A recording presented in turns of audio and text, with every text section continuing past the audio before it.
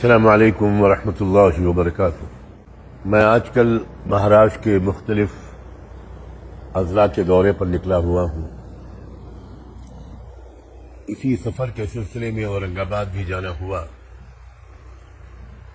وہاں میری قیامگاہ پر ملاقات کے وقت میں بہت سے حضرات مجھ سے ملنے آ رہے تھے۔ اس میں سے 2 صاحبان بھی تشریف لائے میرے پاس، اور یہ کام فقیر درویش لوگ ہیں، کچھ اسلام کی دعوت کا کام کر رہے ہیں۔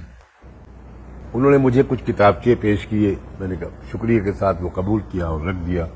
اس وقت تو میں ان پر نظر بھی نہیں ڈال سکا کیونکہ آنے والوں کی قطار لگی ہوئی تھی۔ بعد میں میرے علم میں آیا کہ وہ صدیق دیندار نامی تحریک کے نمائندے اور داعی تھے، اور اس ملاقات کی انہوں نے تصویریں کھنچوائیں اور اس کو اس طرح وائرل کر رہے ہیں، پھیلا رہے ہیں، اس کے ساتھ میں یہ تاثر دے رہے ہیں میرا نام لے کر کہ فلاں صاحب کی، مولانا سجاد نعمانی صاحب کی ہم کو تائید اور سرپرستی حاصل ہے۔ میں یہ بات بہت ہی واضح لفظوں میں کہنا چاہتا ہوں کہ صدیق دیندار فرقے کے بارے میں ہمارے علماء حق کا ایک بہت تحقیقی موقف واضح طور پر سامنے آ چکا ہے۔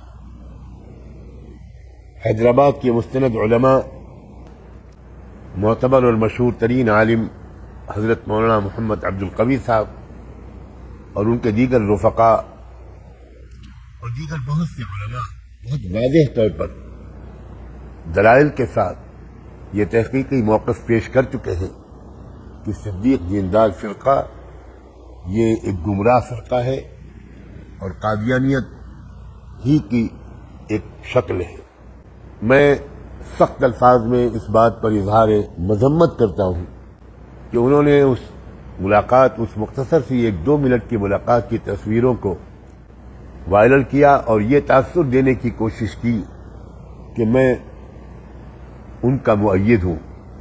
حاشا وکلا، میرا مسلک وہی ہے کہ تمام اکابر علماء دارالعلوم دیوبند کا، علماء مظاہر العلوم کا، علماء ندوۃ العلماء کا ہے۔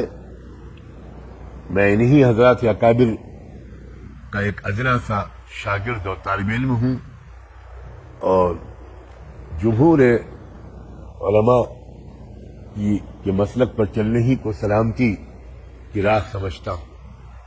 یہ غلط فہمی دور ہونی چاہیے، اور میں ممنون ہوں گا اگر آپ میری طرف سے یہ وضاحت زیادہ سے زیادہ عام کر دیں۔ اللہ تعالی ہم سب کو صراط مستقیم پر گامزن رکھے اور ہر طرح کے گمراہی اور انحراف سے ہم سب کو محفوظ رکھے۔ جزاکم اللہ۔